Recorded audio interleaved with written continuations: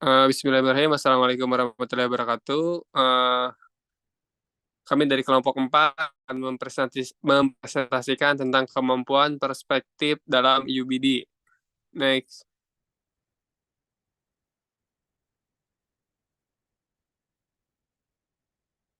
Nah, kelompok 4 beranggotakan yang pertama ada Dani Febrianto, yang kedua ada Riki Setiawan, yang ketiga ada Irwan Budiawan, yang keempat ada Made Sri Amugi, dan yang kelima ada Rindang Purnama Indah. Next. Perspektif. Perspektif artinya memiliki sudut pandang kritis dan berwawasan. Bila dapat yang pertama melihat dan mendengar berbagai sudut pandang yang kritis. Yang kedua ada melihat gambaran umum dan atau berwawasan. Tipe perspektif yaitu bentuk wawasan yang kuat karena dengan menggeser perspektif dan melemparkan ide-ide yang sudah dikenal dalam cahaya baru, seseorang dapat membuat teori. Dia sering mengungkapkan melalui kemampuan bertanya, seperti bagaimana dengan itu, untuk melihat jawabannya dengan membandingkan jawaban guru atau buku pelajaran sebagai sudut pandang. Next. Keunggulan perspektif, yaitu ketika siswa memiliki atau dapat memperoleh perspektif, mereka dapat memperoleh jarak kritis dan kepercayaan, perasaan, teori, dan daya tarik kebiasaan atau spontan yang menggambarkan tindakan sebagai pemikiran yang kurang berhati-hati dan lebih berhati-hati. Next. Nah, perspektif melibatkan disiplin bertanya, bagaimana melihat sudut pandang lain, misalnya bagaimana kritik saya akan melihat sesuatu. Nah, dengan demikian, perspektif sebagai aspek pemahaman merupakan pencapaian yang matang. Yang matang, pemahaman yang diperoleh tentang bagaimana ide terlihat dari sudut pandang yang berbeda.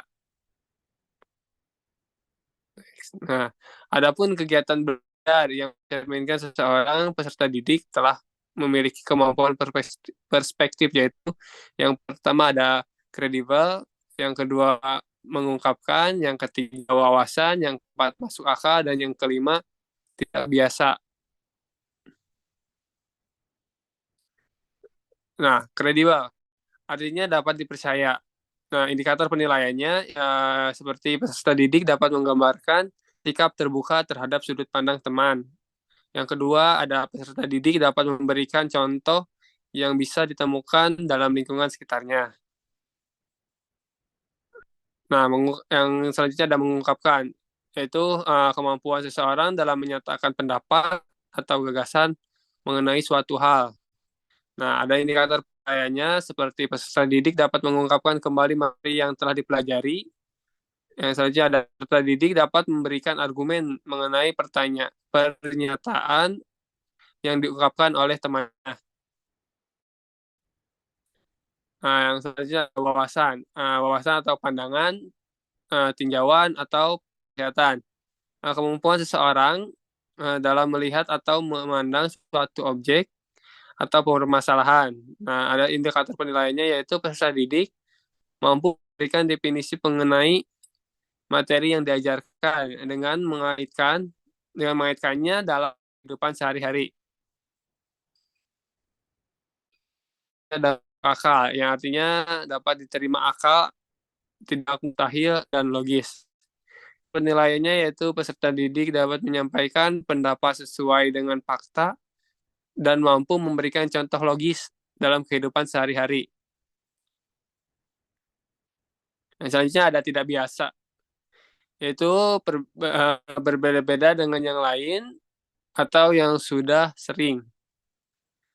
Sikap atau pola pikir berbeda yang dimunculkan perselik dari suatu kondisi atau peristiwa. Indikator penilaian yaitu ada peserta didik dapat memberikan ide-ide baru atau solusi dari sebuah permasalahan. Nah, kesimpulan, memiliki kemampuan perspektif artinya siswa memiliki wawasan yang luas sehingga mampu mengungkapkan sebagai hal melalui sudut pandang berbeda, kritis, logis, dan dapat dipercaya, serta dibuktikan kebenarannya. Terima kasih. Mungkin sekian pemaparan dari kelompok 4. Mohon maaf. Wabillahi taufiq wal hidayah. Wassalamualaikum warahmatullahi wabarakatuh.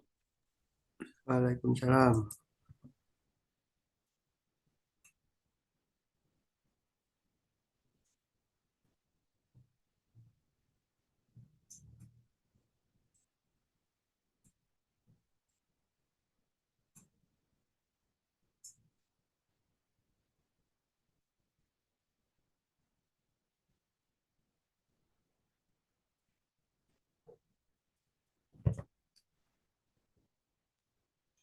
Stop, Dan.